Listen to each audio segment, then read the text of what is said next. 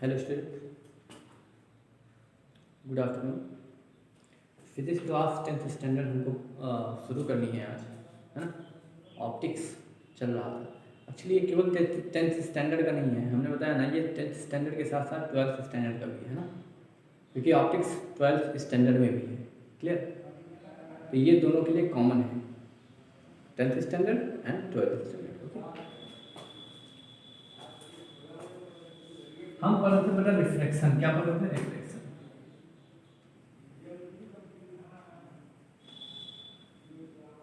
Refraction पढ़ रहे थे।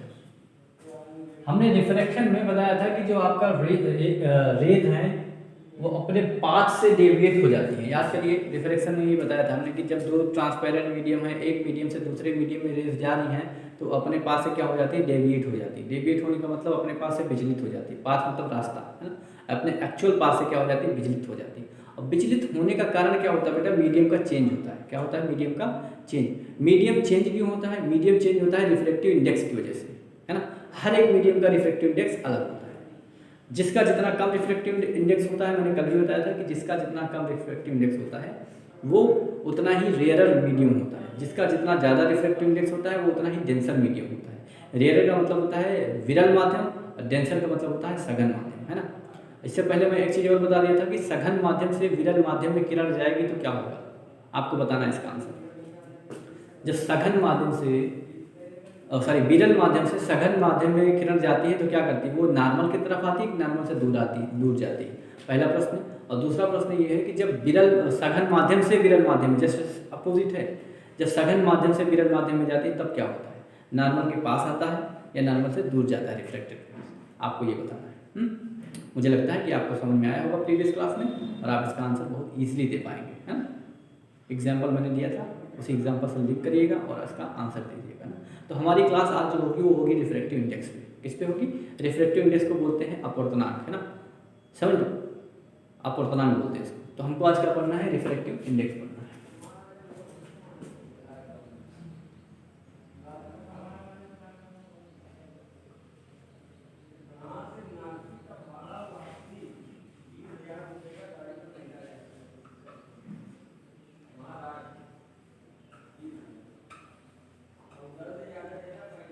रिफ्रैक्टिव इंडेक्स, अपवर्तनांक।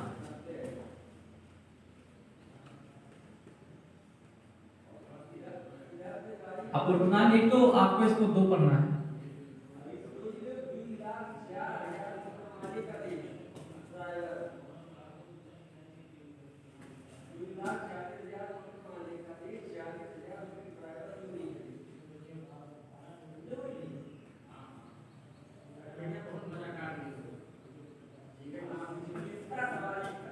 Refractive index of medium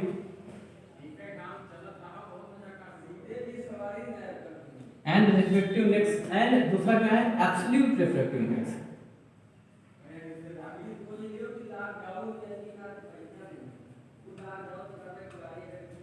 absolute refractive index of medium, absolute refractive index.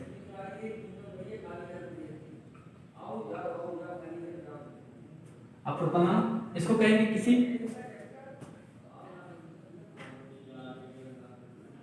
माध्यम का अपवर्तनांक।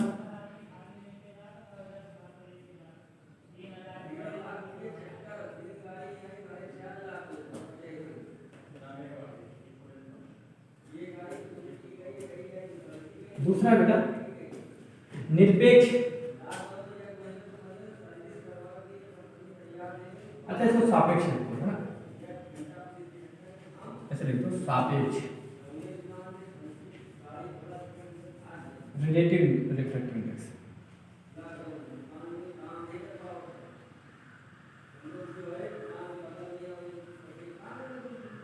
And absolute refractive. एक होता है, इसको बोलते हैं सापेक्ष, सापेक्ष अपवर्तनांक। दूसरा होगा निरपेक्ष अपवर्तनांक।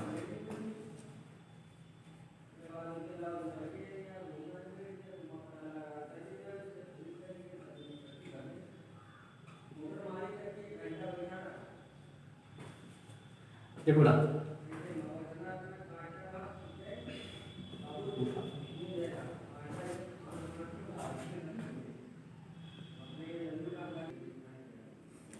देखो ना, हमने क्या बताया आपको, रिफ्रैक्टिव इंडेक्स मतलब अपवर्तनांक, क्लियर। फिर हमने बताया अपवर्तनांक दो प्रकार से पढ़ना, आपको एक पढ़ना रिलेटिव, आपको पढ़ना है relative refractive index of medium and absolute refractive index of medium. इसका मतलब हो गया कि माध्यम का सापेक्ष, किसी के सापेक्ष अपवर्तनांक, दूसरा माध्यम का निरपेक्ष अपवर्तनांक। ये कहानी क्या है इसको हम समझते हैं अच्छे से, है ना, इसके बारे में समझते हैं क्या। लिख लीजिएगा, जैसे मैं लिखा रहा हूँ वैसे लिखिएगा ना।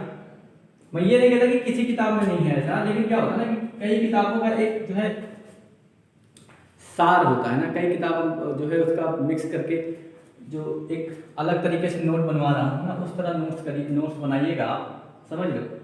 क्योंकि एनसीईआरटी जो आपकी बुक है उसमें टेबुलर फॉर्म दिया है। कैसा दिया है? Tabular form. और टेबुलर फॉर्म क्या होता है, स्टूडेंट के दिमाग में जल्दी घुसता नहीं है ना। स्टूडेंट हमेशा क्या ग्राफिक्स में लर्न करता है।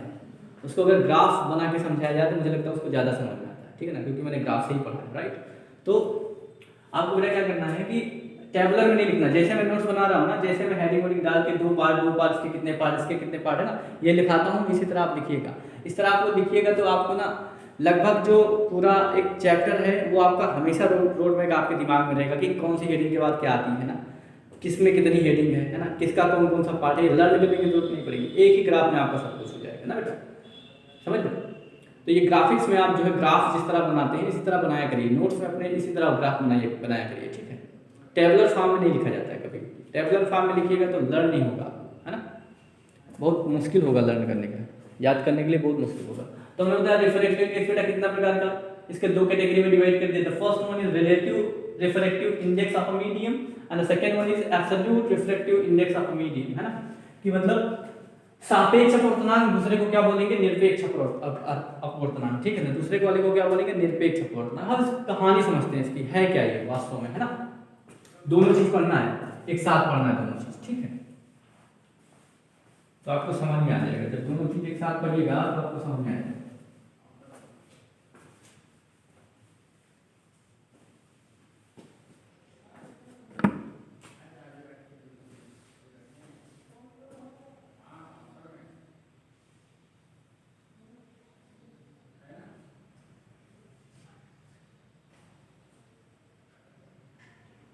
ध्यान सुनिए, ये आपकी इंसिडेंस रे, कौन सी रे है? इंसिडेंस रे, आप इंसिडेंस बोलते हैं।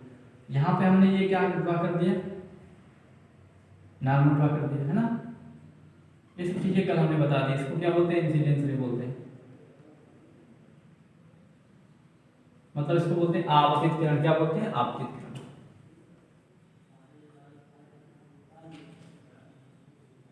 आपतित किरण बोलते हैं इसको। नॉर्मल को बोलते हैं अभिनव। क्या बोलते हैं?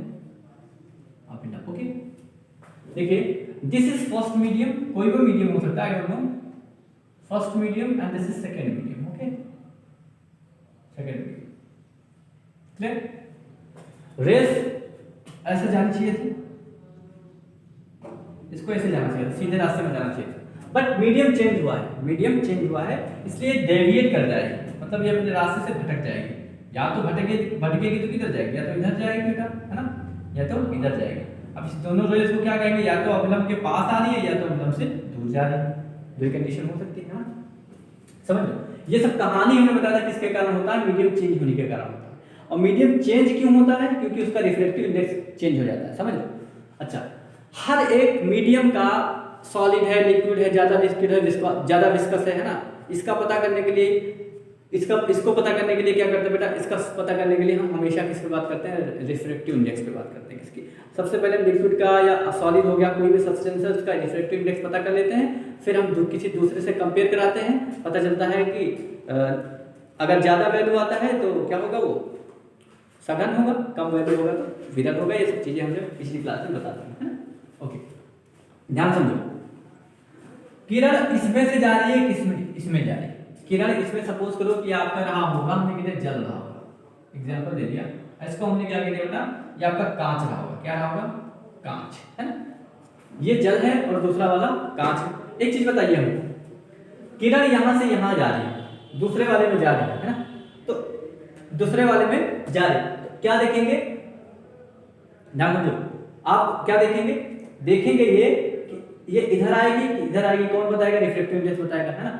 रिफ्रैक्टिव इंडेक्स अगर सघन होगा तो इधर आएगा, मतलब रिफ्रैक्टिव इंडेक्स अगर ज्यादा होगा तो मीडियम सघन होगा तो क्या होगी, रेज इधर आएगी। रिफ्रैक्टिव इंडेक्स क्या होगा, कम होगा किसके, इसके अपेक्षा, तो उधर जाएगा बिरल होगा, है ना। ध्यान समझो कहानी क्या है। आपने क्या देखा, इसका रिफ्रैक्टिव इंडेक्स बार बार किसके रिस्पेक्ट में दे रहे हैं, इसके रिस्पेक्ट में देख रहे हैं। जहां से किरण आ रही है उसके सापेक्ष दूसरे वाले का क्या देख रहे हैं, रिफ्रैक्टिव इंडेक्स की बात कर रहे हैं, है ना। जब ध्यान समझो सापेक्ष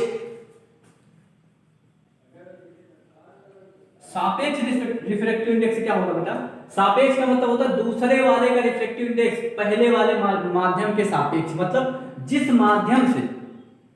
माध्यम से किरण इंसिडेंस कर रही है, मतलब जिस माध्यम से किरण आ रही है उसके सापेक्ष जिस माध्यम में किरण जा रही है, ठीक है ना। इसको क्या बोलते हैं, सापेक्ष अपवर्तनांक बोलते हैं। क्या बोलते हैं, सापेक्ष अपवर्तनांक बोलते हैं, है ना। तो अब देखो ध्यान समझो, अगर हमने कहा कांच का अपवर्तनांक किसके सापेक्ष, जल के सापेक्ष, कुछ अलग होगा, है।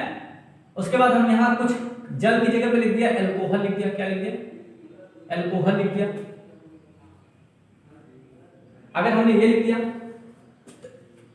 कांच का जो है रिफ्रैक्टिव इंडेक्स अब जल के अलावा एल्कोहल से तुलना करना है तो कुछ अलग हो जाएगा, कुछ अलग हो जाएगा ना। तो ये लगातार क्या कर रहा है बेटा, वेरी कर रहा है, लगातार वेरी करेगा। यहाँ कुछ अलग रखेंगे तो इसका कुछ अलग वैल्यू आएगा। जैसे समझो भाई, दूसरा चीज समझो, हमने कह दिया 10 को आप जो है 5 से डिवाइड करो। रिस्पेक्ट में देखने का मतलब ये होता है कि उसको जो है नीचे एक होता है न्यूमरेटर डिनोमिनेटर, कहाँ ले जाएंगे, डिनोमिनेटर में ले जाएंगे। हमने 5 से डिवाइड किया बेटा तो क्या हो गया, 2 हो गया। पहली कंडीशन सपोज करो जल रहा हो, फिर इसकी 10 रहा हो, हमने किससे डिवाइड कर दिया, 3 से करो, 3.33 आ रहा हो। मतलब क्या हो रहा है, लगातार चेंज हो रहा है। किसके कारण चेंज हो रहा है, इसके कारण चेंज हो रहा है। क्यों चेंज हो रहा है, क्योंकि हम जो रिस्पेक्ट में देखते हैं उसको बार बार चेंज करते हैं। कि कभी कभी कांच का रिफ्रैक्टिव इंडेक्स देखते हैं किसके, एल्कोहल के रिस्पेक्ट में। कांच का रिफ्रैक्टिव इंडेक्स देखते हैं किसके, पानी के रिस्पेक्ट में। कांच के रिफ्रैक्टिव इंडेक्स देखें किसके, पेट्रोल के रिस्पेक्ट में, है ना। या फिर हीरे के रिस्पेक्ट, किसी के रिस्पेक्ट में देखा जा सकता है, तो इसकी वैल्यू चेंज होगी। लेकिन अगर हम क्या कहें, हम कहें कि किसी एक फिक्स जो है माध्यम के रिस्पेक्ट में देखो तो क्या आएगा, ठीक है।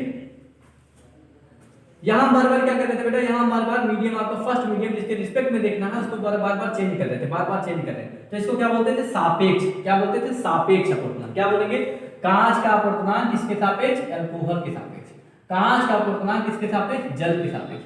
कांच का अपवर्तनांक किसके सापेक्ष, वायु के सापेक्ष, कुछ भी हो सकता है ना।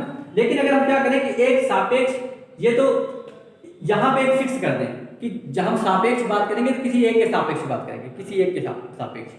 अब ध्यान रखते हैं, हमको सापेक्ष जो आपका पहला वाला था वो समझ में आया। दूसरे वाले की बात करते हैं, दूसरे वाले की बात करते हैं, निरपेक्ष अपवर्तनांक।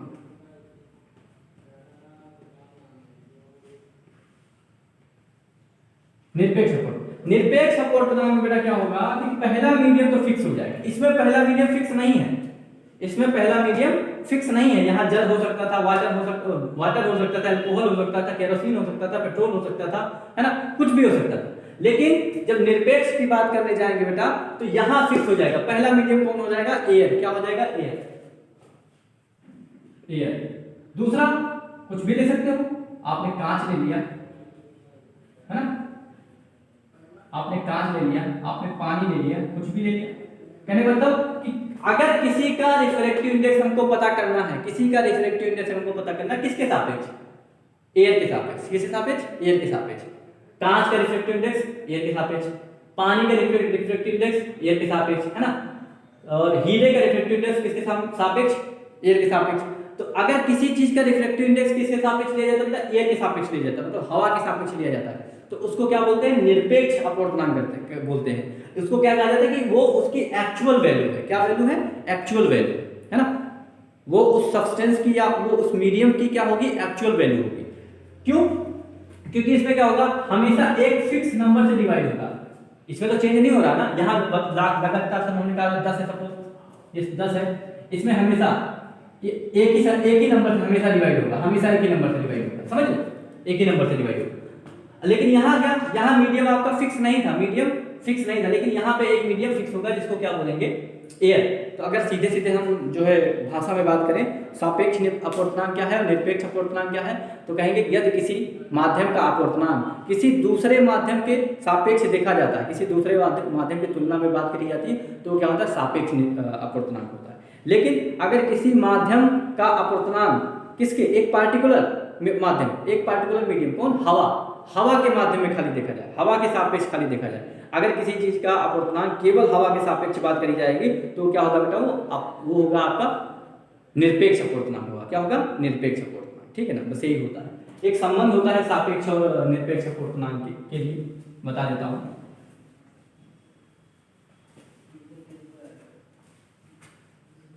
सापेक्ष और निरपेक्ष अपवर्तनांक में संबंध होता है। देखो जैसे हमने कहा, ध्यान समझो, अभी इधर लिख देते हैं, इधर देखो हमने इधर लिखा WNG, ठीक है, केरोसिन NG, एल्कोहल ऐसे लिख देते हैं, पेट्रोल P लिख देते हैं, NG, N मतलब रिफ्रैक्टिव इंडेक्स, इसको बोलते हैं ग्लास का रिफ्रैक्टिव इंडेक्स किसके सापेक्ष, वाटर के सापेक्ष। तो ये क्या, कौन सा हो गया, ये हो गया रिलेटिव रिफ्रैक्टिव इंडेक्स, ठीक है। ऐसे ग्लास का C के सापेक्ष, ग्लास का P के सापेक्ष।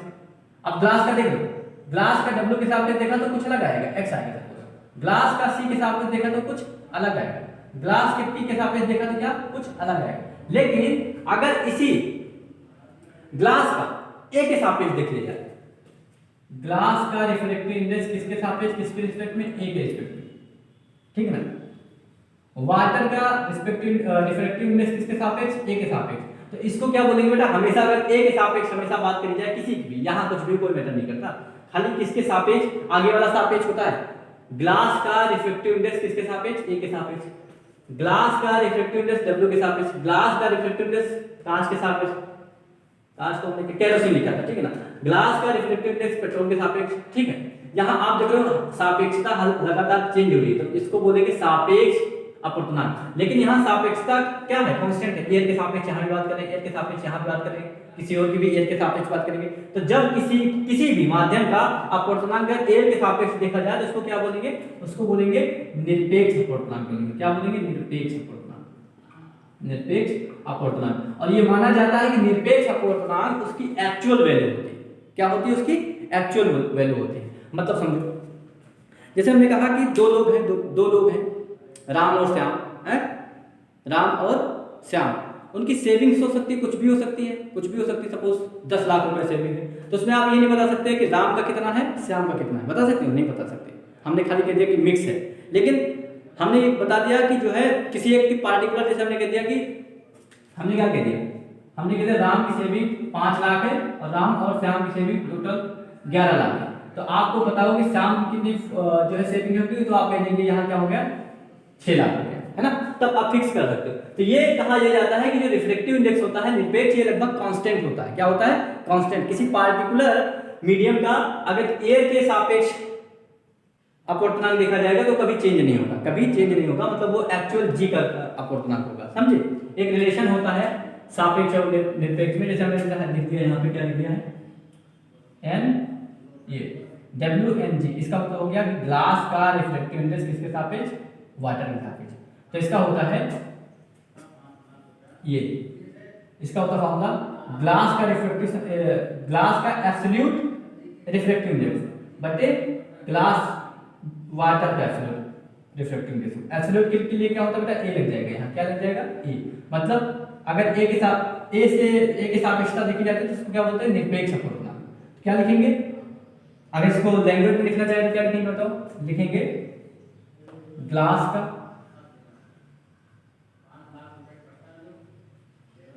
अपवर्तनांक W के सापेक्ष इक्वल टू, क्या लिखेंगे यहाँ, लिख लो भाई, इसको लिखेंगे ग्लास का मतलब कांच का निरपेक्ष अपवर्तनांक बटे वाटर का मतलब पानी का निरपेक्ष अपवर्तनांक। ये फार्मूला होता है, लिखना चाहे आप।